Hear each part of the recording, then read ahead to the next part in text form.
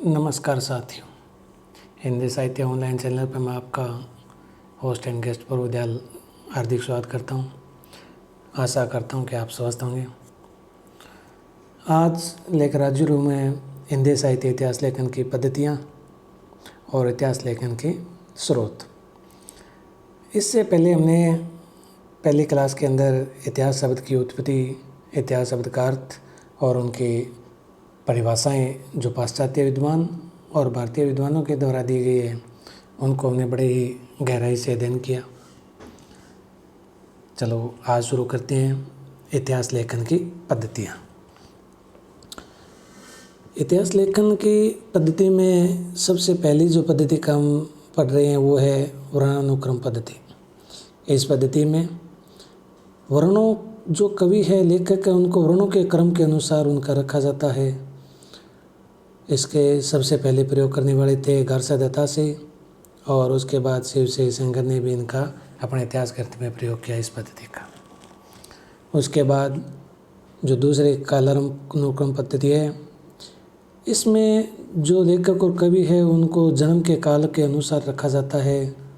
इस पद्धति का सबसे पहला प्रयोग करने वाले थे गिरीशन जी और मिश्र बंधुओं ने भी इसी पद्धति का प्रयोग किया था। उसके बाद वैज्ञानिक पद्धति। इस पद्धति में होता क्या है कि जो प्रवृत्तियां हैं उनका विश्लेषण किया जाता है।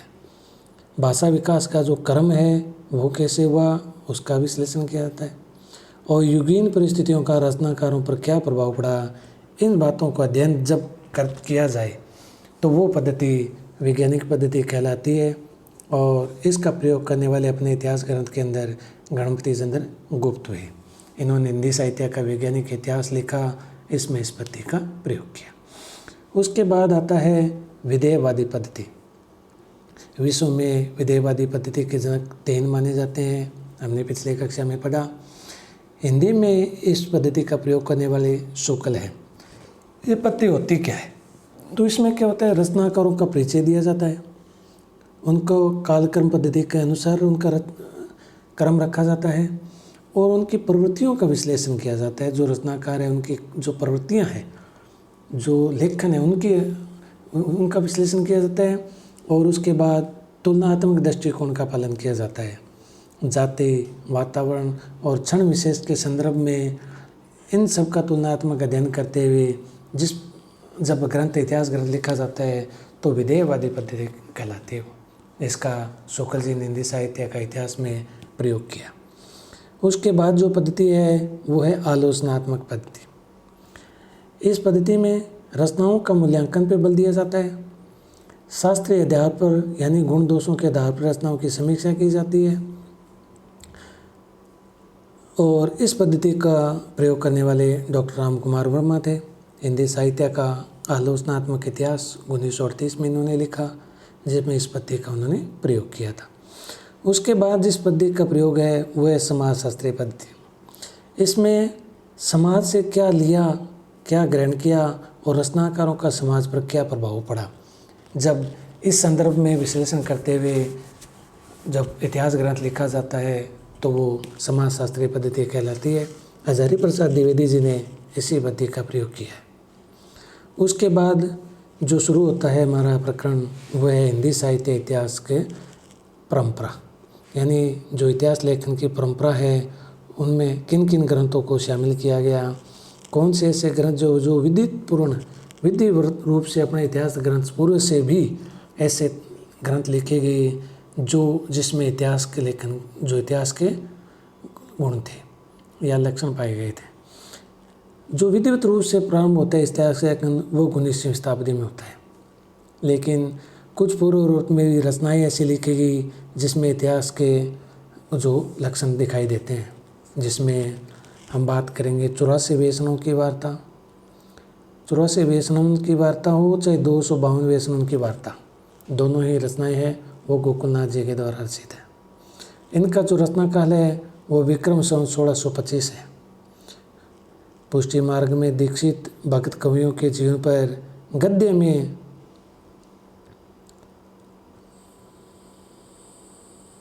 गद्य में जो रचनाएं की गई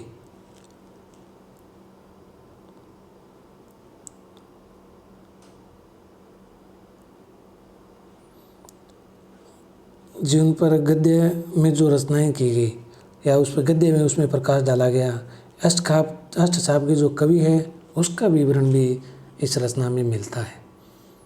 उसके बाद भक्तमाल काफ़ी प्रसिद्ध रचना है, बहुत बार प्रश्नों इसको परीक्षा में पूछा गया है। नवादास द्विवेदी द्वारा रचित है। इसका मूल नाम नारायण जी मिलता है, जो गिरेशन के अनुसार माना जाता है।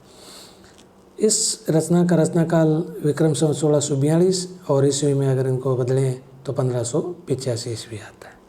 इसमें 200 भक्त कवियों का 316 छपे छंदों में विवरण लिखा गया है और माना जाता है कि तुलसीदास जी का सबसे पहले विवरण इसी में मिलता है। उसके बाद आती है कालिदास हजारा, रचनाकार कालिदास त्रिवेदी, रचना का समय विक्रम संवत 1775। इसमें रचना में 212 कवियों की लगभग 1000 कविताओं का संकलन किया गया है।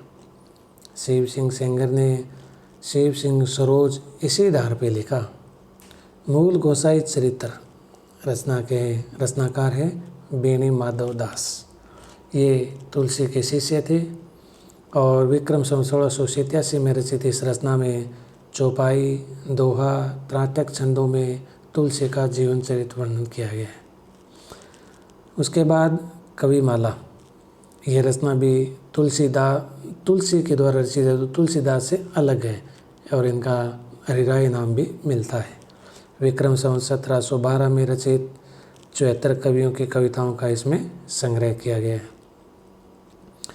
उसके बाद जो रचना है वो है सतकवि गिरा विलास, 1803 विक्रम संवत में रचित। इस रचना के रचनाकार बलदेव है। 17 कवियों की रचनाओं का परिचय इसमें मिलता है, जिसमें केशवदास, चिंतामणि, बिहारी है, इनकी रचनाओं को इसमें शामिल किया गया। उसके बाद कवि नामावली, रचनाकार सूदन। विक्रम संवत 1810 में रचित इस रचना में 10 कवियों का नाम उल्लेख किया गया है और उनको प्रणाम किया गया है। उसके बाद जो रचना आती है वो है सूक्ति सरोवर, लाला भगवान दीन के द्वारा रचित। इस रचना में ब्रज कवियों की सूक्तियों का संग्रह किया गया है और इसका रचनाकाल विक्रम संवत 1779। उसके बाद विद्वान मोद तरंगनी सुभाष सिंह के द्वारा रचित रचना है। विक्रम संवत 1814 में रचित 1874 में, माफ़ कीजिएगा, 1874 में रचित है और 46 कवियों की कविताओं का इसमें संग्रह किया गया। षड्ऋतु वर्णन हो, चाहे नक्षेक वर्णन हो या द्वितीय वर्णन इस रचना में मिलते हैं। उसके बाद हम बात करेंगे राग सागरोद्भव, राग कल्पद्रुम की। विक्रम संवत 1900 में रचित इस रचना के रचनाकार कृष्णानंद व्यासदेव हैं। कृष्ण उपासक 200 से अधिक कवियों की इसमें कविताओं का संकलन किया गया है। उसके बाद जो रचना है वो है श्रृंगार संग्रह, सरदार कवि की रचना है। इसमें काव्यांगों का उल्लेख किया गया है। उसके बाद रस चंद्रोदय, इसके रचनाकार ठाकुर प्रसाद हैं। दिग्विजय भूखन, रचनाकार गोकुल प्रसाद। ऐसी रचना ये जिनको अभी तक पूछा नहीं गया लेकिन इम्पोर्टेंट है, उनको रचना को शामिल करते हुए उनका लेखक का नाम शामिल किया गया है। जो रचना विशेष रूप से पूछी गई है उनका विवरण साथ में दिया गया है, इसलिए जिन रचनाओं के विवरण दिए गए उनको विशेष रूप से ध्यान से देखें। भाषा काव्य संग्रह, इसका काव्य संग्रह भी नाम मिल जाता है और महेश दत्त के द्वारा रचित है, विक्रम संवत 1932। उसके बाद कवि रत्नमाला देवी प्रसाद मुंशी के द्वारा रचित है, विक्रम संवत 1968। इसमें राजस्थान के 108 कवियों का परिचय और कविता संग्रह है। उसके बाद हबीजुल्ला खां हजारा, रचनाकार हबीजुल्ला खां। विचित्रोपदेश 1944 विक्रम संवत में कक्षेदी तिवारी के द्वारा। सुंदरी तिलक, रचनाकार हरिश्चंद्र। कविता रत्नाकर, रचनाकार माता दीन मिश्र। और उसके बाद काव्य निर्णय, रचनाकार भिखारीदास। उसके बाद जो रचना है भक्त नामावली 1698 में, रचनाकार है ध्रुवदास। कवि नामावली सूदन के द्वारा रचित है। सिलेक्शन फ्रॉम हिंदी लिटरेचर, लाला सीताराम के द्वारा रचित। श्री गुरु ग्रंथ साहिब 1661 विक्रम संवत में गुरु अर्जुन देव रचनाकार है। कबीर एंड दी कबीर पंथ विक्रम संवत 1964 में रचित है। इस रचना के रचनाकार बेस्कत हैं। History of the Sikh religion Macauliffe के द्वारा रचनाकार है। Hinduism and Brahmanism Monier Williams के द्वारा लिखित है। इंडियन थीम्स मैकानिकॉल के द्वारा लिखित है। Annals and antiquities of Rajasthan colonel Tod के द्वारा रचित है, जिसमें इतिहास के स्रोत यानी जानकारी मिलती है। A descriptive catalogue of Vedic and historical manuscript LP Tessitori के द्वारा रचित है। माना जाता है कि राजस्थान में राजस्थानी रचनाओं को संग्रह करने वाले गांव-गांव घूम कर इन्होंने संग्रह किया था। गोरखनाथ एंड कनफड़ा योगीज ब्रिंक्स के द्वारा लिखित है। राजस्थान में हिंदी के हस्तलिखित ग्रंथों की खोज का कार्य मोतीलाल मेनारिया के द्वारा किया गया। An outline of the religious literature of India Farquhar के द्वारा रचित पुस्तक है। नागरी प्रचारणी सभा खोज रिपोर्ट भी है, जिससे हमें इतिहास लेखन में जानकारी मिलती है। यह कार्य 1900 से लेकर 1921 तक किया गया था। इसमें सुखदेव बिहारी, श्याम सुंदर दास और हीरालाल जी ने अपना योगदान दिया था। इस तरह से ये जो रचनाएं थी, इन्होंने इतिहास लेखन में आधार प्रदान किया और इन रचनाओं के आधार पर, इन रचनाओं की जानकारी के आधार पर इतिहास लेखन की जो विधिवत परंपरा शुरू हुई वो गारसादा तासी से शुरू होकर आज भी अनवरत जारी है। इसलिए इन कवियों के जो ग्रंथ है वो एक आधार ग्रंथ का काम किया उन्होंने, इसलिए इनको याद रखना भी जरूरी है। बहुत बार परीक्षा में ये प्रश्न पूछ लिए जाते हैं। आज की कक्षा के में इतना ही। अगली जो कक्षा होगी उसमें हम जो विधिवत रूप से हिंदी साहित्य इतिहास लेखन का जो कार्य शुरू हुआ गारसादा तासी से, और उन्होंने किस तरह से ग्रंथ लिखे, किस भाषाओं में थे, उनकी जो समग्र जानकारी के साथ फिर हाजिर होंगे। तब तक के लिए धन्यवाद।